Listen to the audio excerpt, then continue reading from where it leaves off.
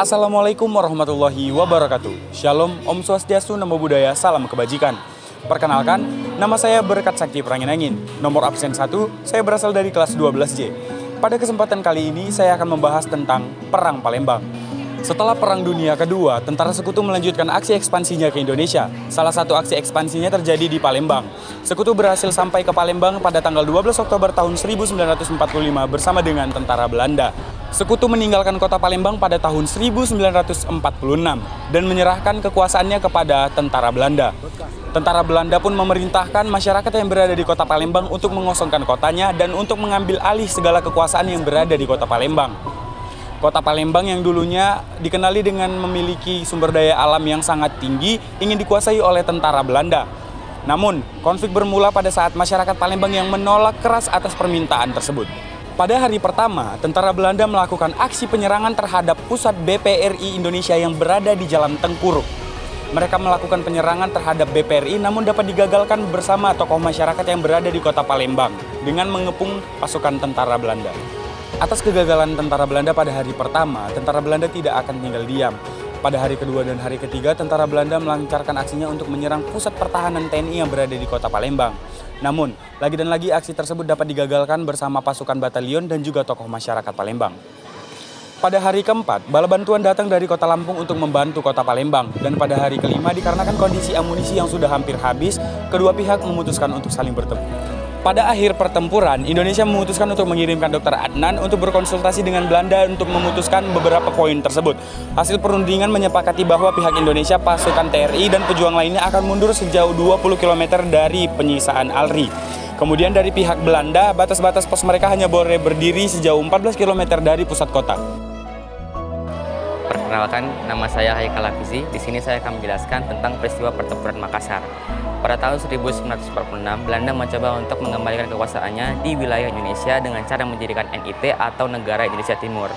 NIT sangat bertentangan dengan cita-cita kemerdekaan Republik Indonesia yang telah diproklamasikan pada tanggal 17 Agustus 1945. Peristiwa besar ini adalah peristiwa yang bentuk kekejaman, yakni pembantaian massal yang memakan banyak korban jiwa di Sulawesi Selatan, yaitu yang dilakukan oleh pasukan Belanda atau DST, Depot Special Troepen, yang dipimpin oleh Raymond Peer Paul Westerling. Metode kekerasan dan teror yang dilakukan oleh Westerling sangat brutal dan tidak manusiawi. Ia melakukan metode Gestapo, yaitu metode yang dilakukan oleh polisi Raja Jerman, yaitu penangkapan, penyiksaan, dan pembunuhan yang dianggap sebagai musuh dan juga orang yang mendukung kemerdekaan Republik Indonesia. Sampai saat ini ada beberapa versi mengenai jumlah yang Westerling lakukan. Jumlah yang sering beredar adalah 40.000 jiwa yang sering dilakukan oleh propaganda Republik Indonesia. Lalu versi yang kedua adalah menurut perwira TNI ada 1.700 orang. Lalu menurut Westerling sendiri ada 600 orang. Dan yang terakhir adalah menurut pemerintah Belanda ada 600 orang.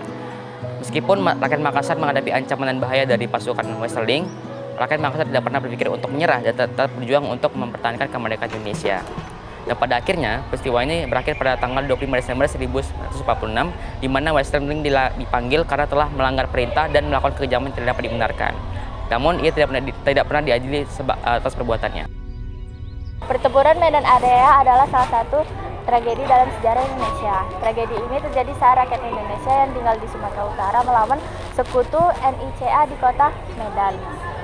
Pada tanggal 9 Oktober 1945, tragedi ini berawal dari kedatangan pasukan sekutu yang merupakan pasukan Inggris ke Sumatera Utara di bawah pimpinan Brigadir Jenderal Kelly yang disambut baik oleh pemerintah Indonesia. Bahkan, pemerintah Indonesia menyediakan hotel di kota Medan untuk mereka. Namun, perbuatan baik rakyat Indonesia tidak berbalik.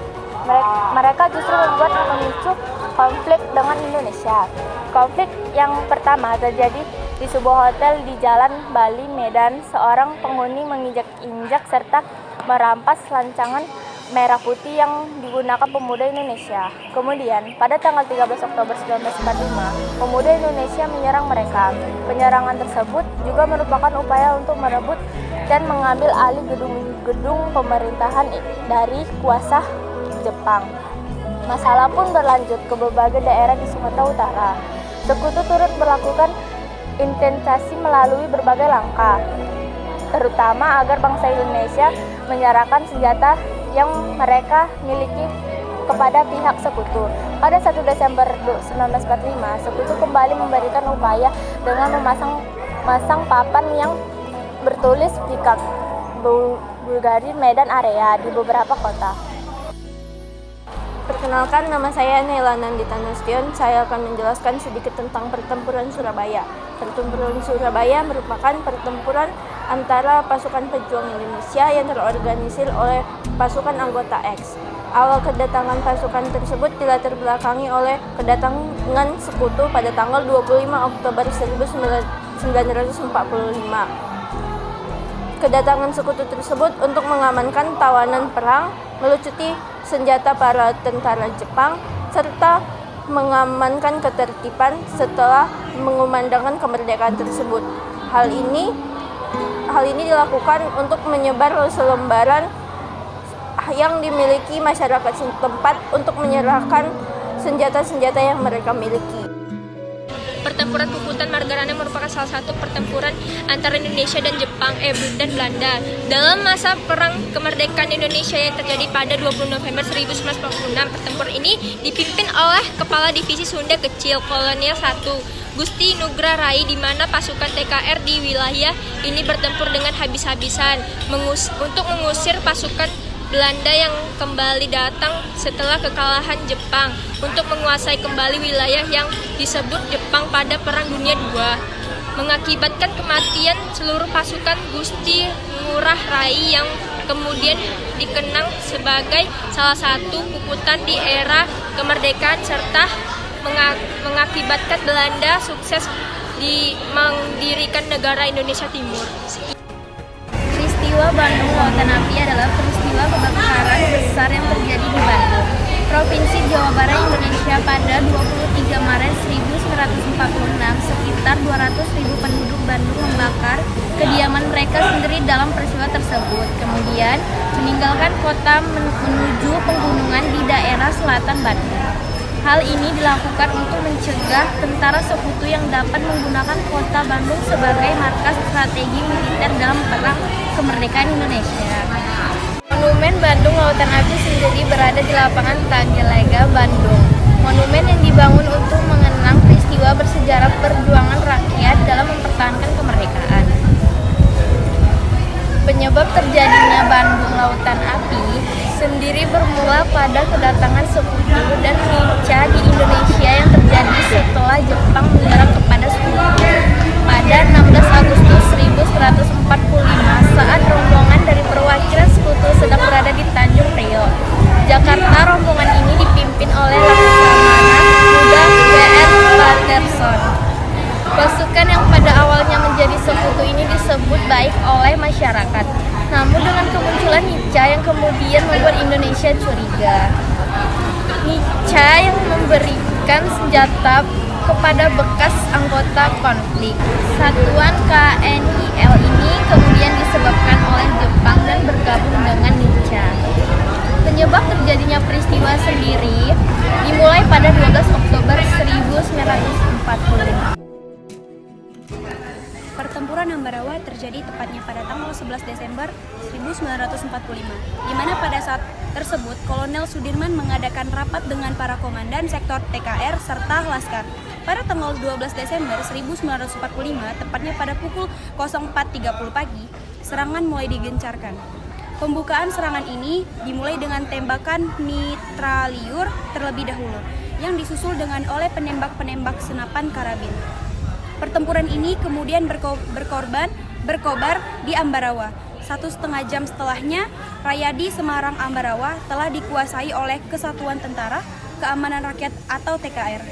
Pertempuran Ambarawa sendiri berlangsung dengan sangat sengit. Kolonel Sudirman memimpin pasukannya dengan menggunakan pengepungan rangkap dari kedua sisi atau disebut juga sebagai taktik gelar supit urang. Sehingga pada akhirnya musuh ini benar-benar terkurung.